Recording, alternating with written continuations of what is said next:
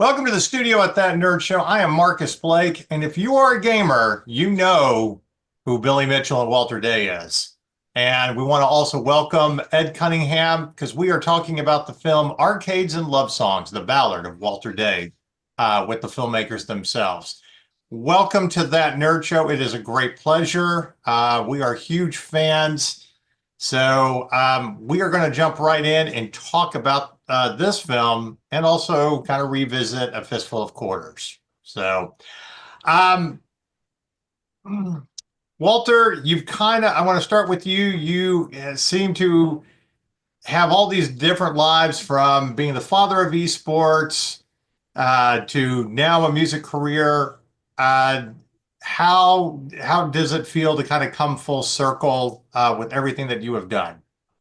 Well, life has been an adventure, and I'm very pleased that it's entered such a nice, comfortable stage, Right. where all the different things I've been involved in, all the different things Billy's been involved in, are coming to a head where through the amazing genius of Ed Cunningham and Mike Nichols, we have actually a story that wraps up a lot of elements from our life and Right. puts it in a way that everybody else can enjoy and also be inspired from. That's for me the most important thing, that the story, our story, is inspirational, uplifting to other people, and hopefully will inspire other people to believe in themselves, Yeah. shoot for the highest goals. And as this movie points out, by the end of it, it's never too late to accomplish everything you want to accomplish. Absolutely. So Ed, how did you get involved with Walter and this project and everything? So I produced King of Kong, which is what started this whole mess. And it was actually 20 years ago, this winter and spring, that we started filming with Walter and Billy for what became King of Kong. Right. So I've known these guys since 2004, I think is when I first spoke to Walter. King of Kong changed all of our lives for better and worse. And part of that worse was when there was a controversy around some of Billy's scores, and there were some lawsuits that then pulled Walter in. Yeah. So when Walter was countersued in all that mess was when I got back involved.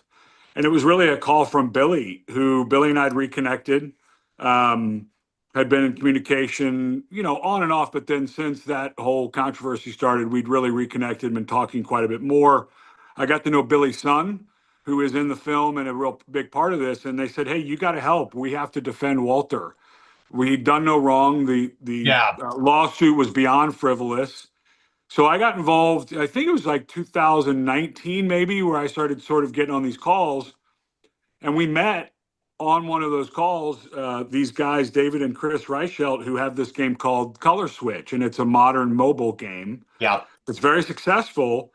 And it was on a legal call for Walter where one of them said, hey, we're funding Walter's album. We're paying for him at a great studio in Iowa to finally make his album, which he had talked about to us in King of Kong. He had shared he didn't want to be a referee anymore and wanted to do this music.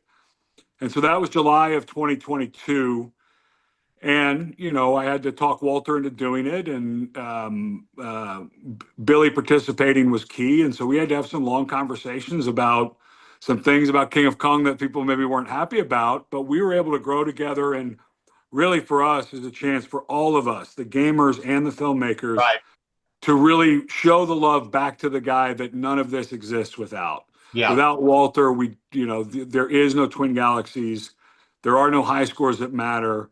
There are no That's Incredible in performances that are all baked into our culture in a way that impact all of us. And so it was a really fun way to tell a more personal and really an uplifting and hopeful Yeah. story. And it's playing that way. People really are getting a lot of kind of deep emotional support almost out of this film. It's been great. Yeah. No, it was a great film. I very much enjoyed it. And it had been a while since I had watched Fistful of Quarters, or King, the original film that started all this. And that was great to go back and revisit that. And it's hard to believe it's almost been 20 years.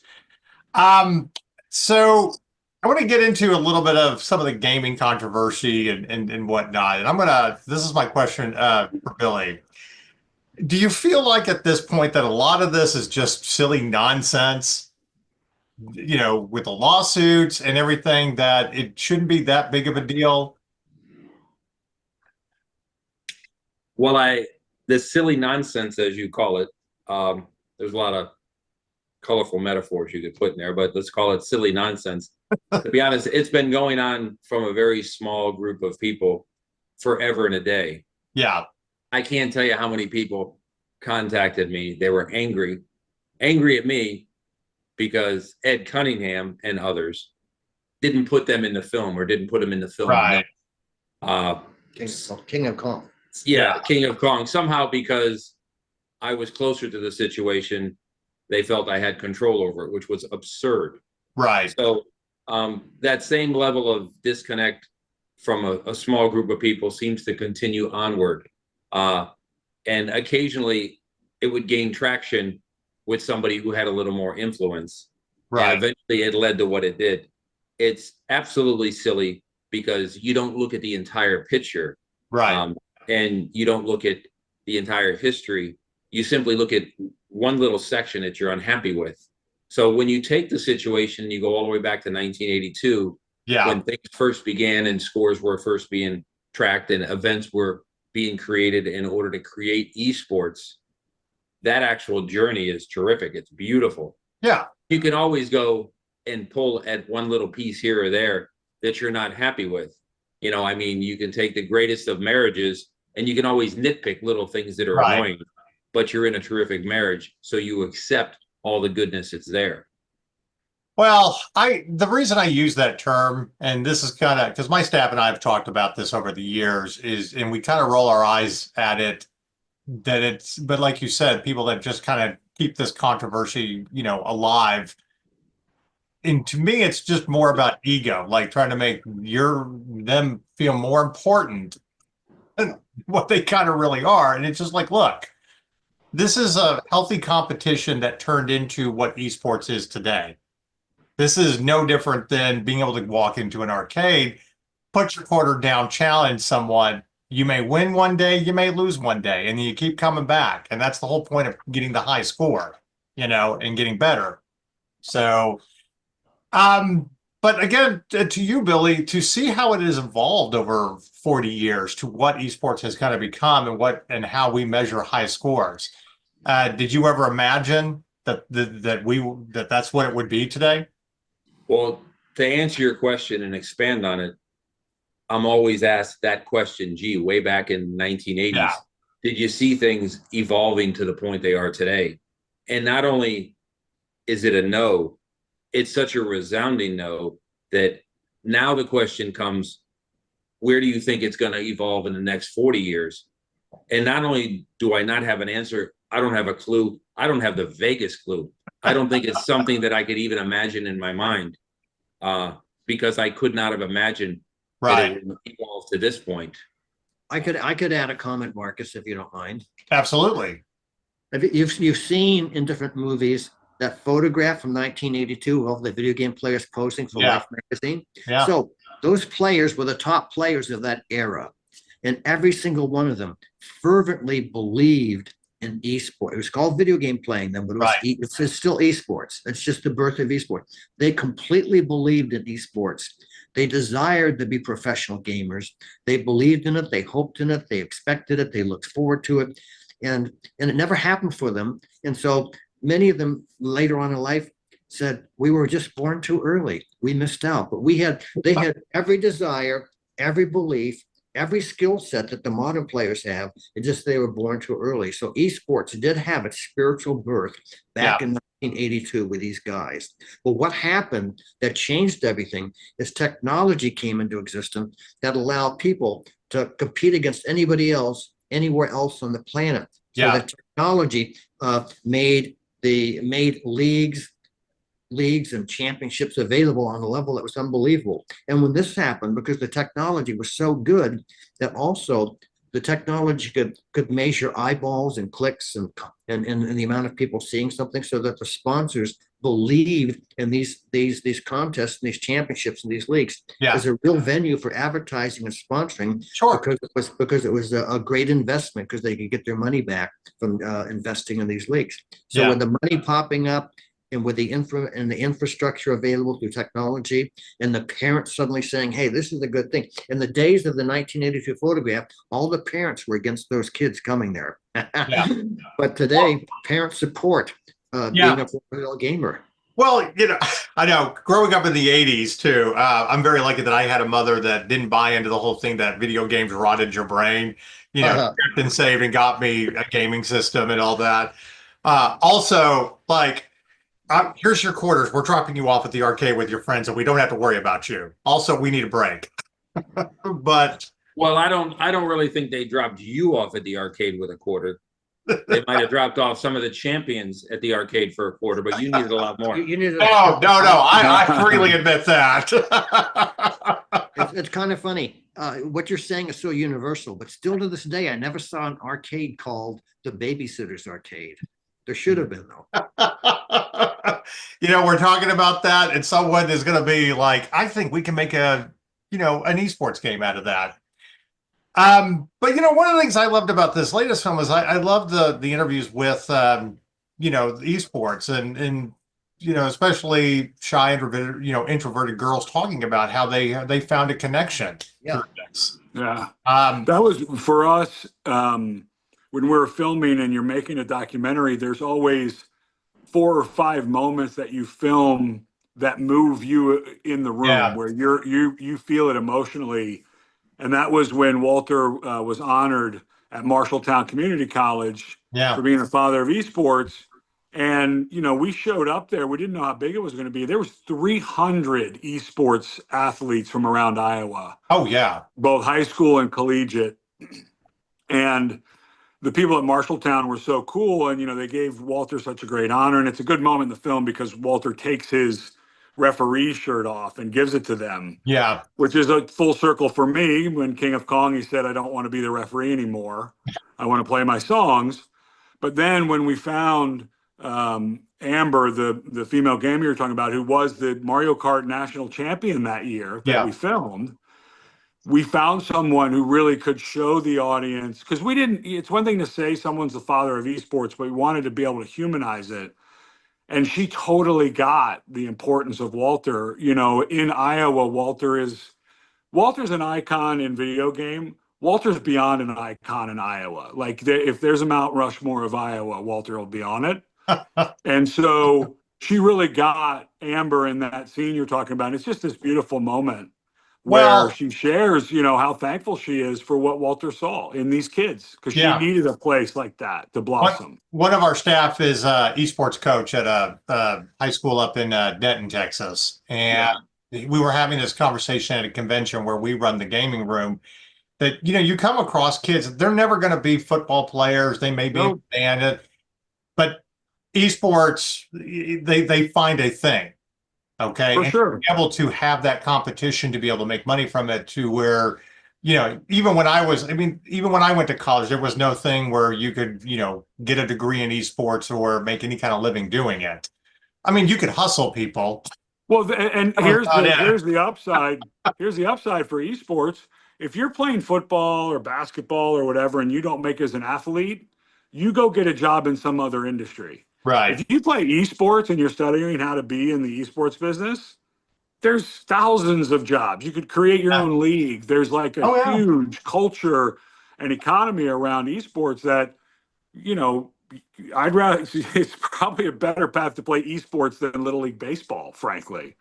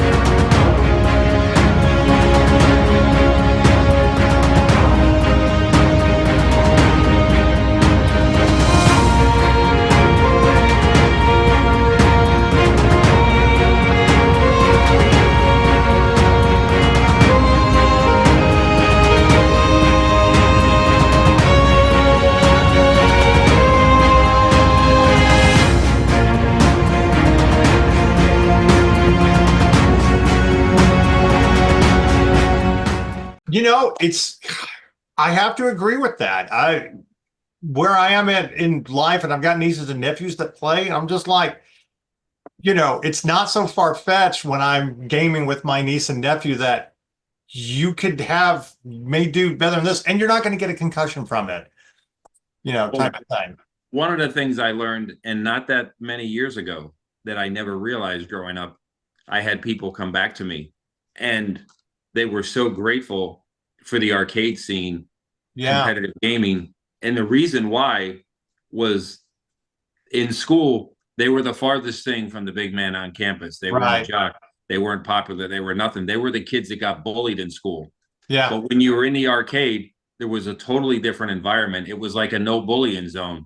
Yeah. And the kids who got smacked in the back of the head in the hallway, those were the kids who would put the screws to you in the game room. And I never realized it until a couple of guys that grew up to be macho guys explained it to me. Their life wasn't always like that. Right. And to them, the game room was an escape away from being bullied. Yeah. And I reflected back on that, and I can see their point exactly. I mean, 110%. Nerds, fan geeks, athletes, you kind of all are on the same level in an arcade. That's the beauty of it. That's why I miss arcades like that. I'm glad that there are retro stuff out there that you can go and have fun. Yeah. So Walter, getting into music, the another act of your life. How much does gaming influence your music? Well, Excuse me. my music had a life of its own. It came out of heartbreak. A woman said to me, "We're through," and suddenly overnight, I'm hearing music play, and I had no pretense of ever becoming a singer or writing songs like that. It just came out of it. It knocked on the door and introduced itself and became a reality out of the clear blue. And I was amazed by this phenomenon because it was like I was hearing the music come and play out of the body, out of the head, out of the heart. And to me, it was a beautiful, transfixing, euphoric experience. So I began to write down the songs and sing the songs into a tape recorder. And by the time the phenomenon was through, it wasn't even like I was writing the songs. I was listening to them, like listening to a radio station, channeling a cosmic radio station. I had 138 songs, and I so enamored with the whole process and the songs that I vowed that someday, even though I wasn't a singer and never had any intention of being a singer, that someday I'd get on the stage and I would perform and sing those songs, and the public would hear my songs. Yeah. That desire was there, and I talked about it. I talked about it in The King of Kong. 20 years later, after this music happened, The King of Kong popped up. And the first thing I talked about was the music and how I really wanted to get away from the video games and do the music. But I just had so many psychological or money obstacles that I just couldn't get around to it. Yeah. This reminds me. It was kind of interesting watching Walter evolve, and maybe I should apologize to some degree because in 1986, when this, as he says, just sort of came out of his spirit, he started talking about how he was going to do music, how he was going to perform, how he was going to be on stage. Yeah. Yeah, that's what I said. Yeah. Right. And very often we'd go to an event where we do a panel discussion, and he would say how he's going to do this, meaning gaming, the father of esports, a little while longer, and then he's going to move on to his next passion. And he kept saying it and saying it and saying it. Eventually, I mean, it was like 2012. And I says, guys, Walter says he's going to do this. Yeah. I says, I want you to know, he first told me this in 1986. He isn't going anywhere. But sure enough, he eventually hung up his jersey, so to speak, and he did move on to it, which obviously was the healthiest thing he could have done. Well, this reminds me of my favorite Mark Twain quote regarding artists. And a professor said this to me when I was writing my first novel in college. And it is, never let people belittle your ambitions. Small people will do that, but the truly great will make you feel that you too can become great. Right. I love that. The only thing I'll say to defend myself. I thought Billy Mitchell said that. Maybe. The only thing I'll say to defend myself is I did tell people that eventually when he moves on, he will not ever completely walk away from the fun and the friendships and the success he's had in the gaming world. Right. And so that part, as we see sitting here, has come to be true, and that's great. I have Yeah. to.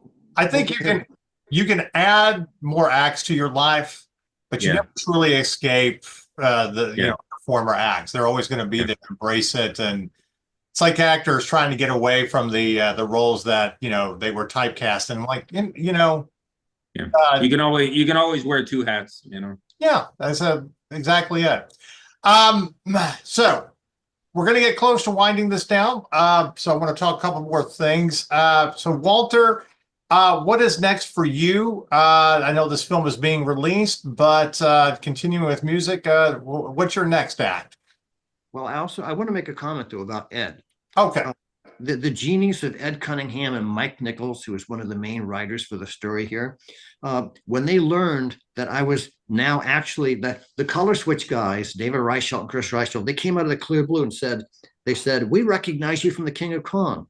We remember you talking about that music. Whatever happened with that? And I said, I still have it as my heart's desire, my life's goal. But just because of the world and life getting in the way, I never did it. So they said, well, we have the ability to fund your record and we're going to make it happen. We're going to pay all the expenses for you to have your record come out. And suddenly I find myself in the recording studio. And the miracle of Ed Cunningham and Seth Gordon and Mike Nichols, they recognize that, whoa, Walter's finally going to do his music.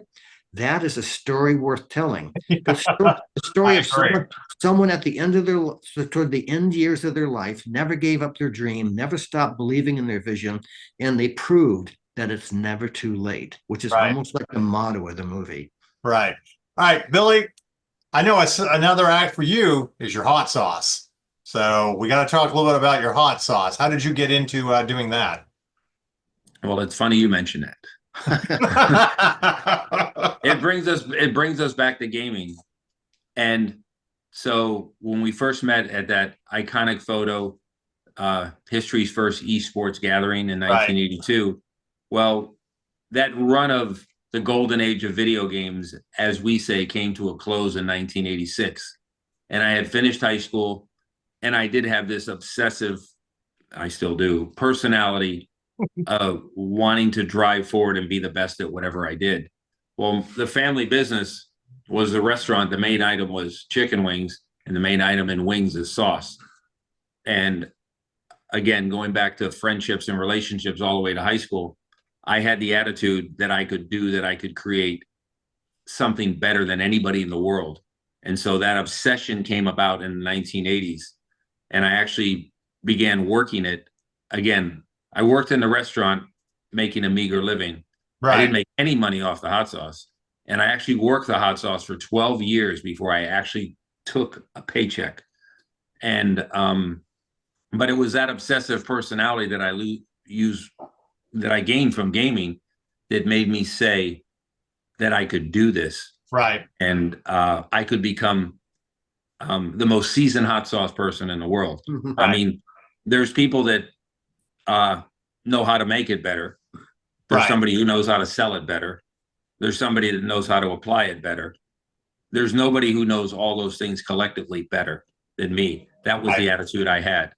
And so since then, I just pushed forward, and it was the perfect tool because it's what gave my family the life they have, the house they have, the education they have. They're able to go through college. So I'm forever eternally grateful for it. Right. It wasn't as much fun as gaming, but well, see, I wanted to ask the question because while we do focus on gaming, I don't know how many people know that other part of your life.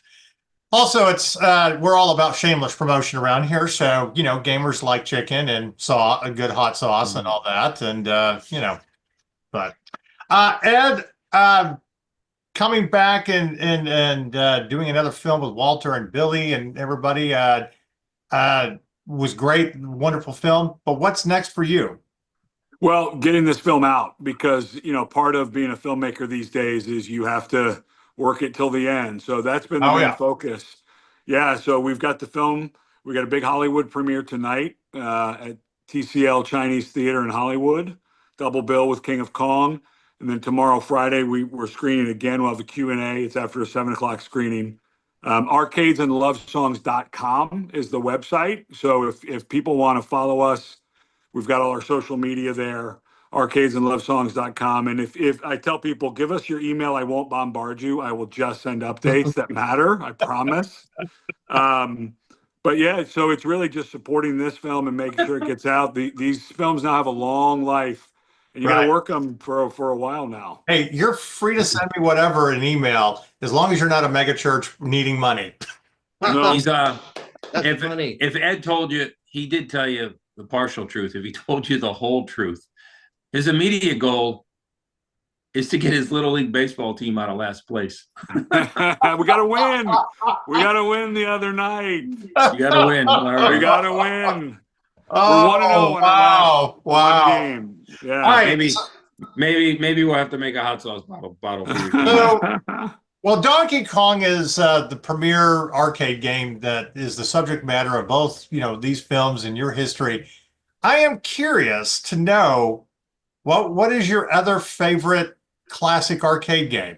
And Billy, I'm going to start with you. Well, without a doubt, it would be Pac-Man.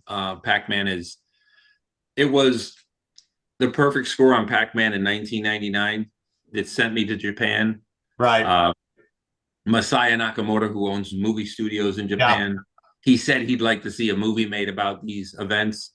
And it was that event that caused different film crews to begin following us and filming our activities, which began to put the ideas together as to what a film would come together and look like.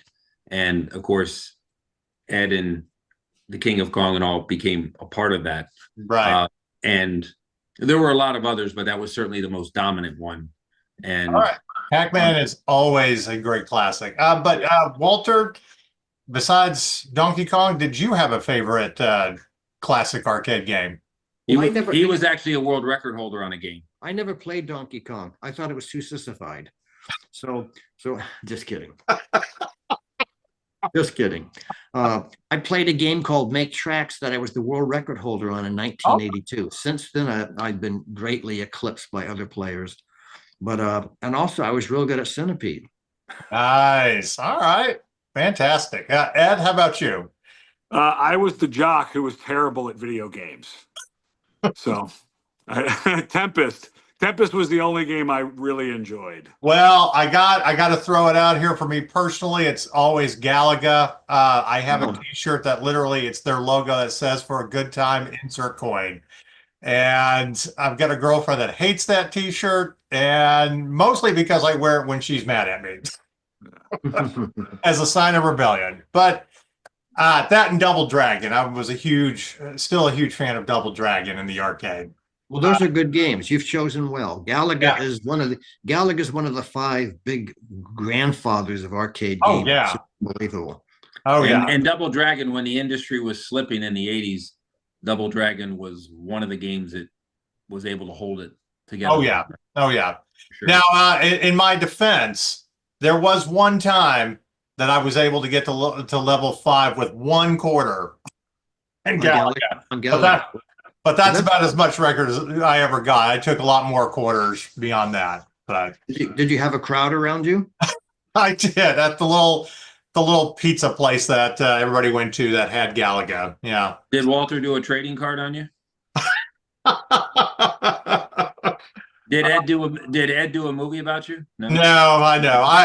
I know. I see that it's funny when people talk about like what they're really good at. Like I'm a huge hockey fan, so I love NHL games. And thanks to my mother, when she bought my first Nintendo in the 80s, she got ice hockey. Not Blades of Steel, but ice hockey.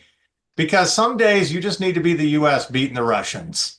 Amazing. So, I grew up with the Boston Bruins. I saw Phil Esposito and Bobby Orr play. ooh, my buddy Brendan would love to talk with you. He's from my podcast host. He's from Boston.